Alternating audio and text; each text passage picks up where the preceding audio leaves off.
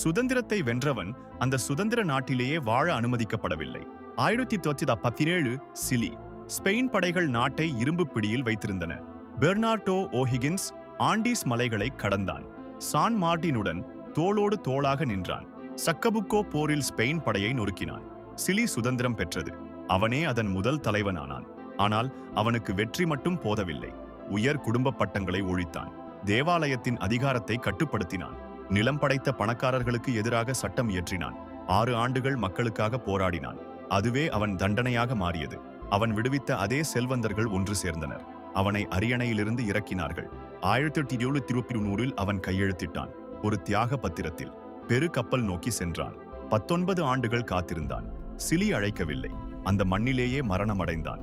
தன் நாட்டில் ஒரு நாளும் வாழ முடியாத சிலியின் தந்தை பெர்னார்டோ ஓஹிகின்ஸ்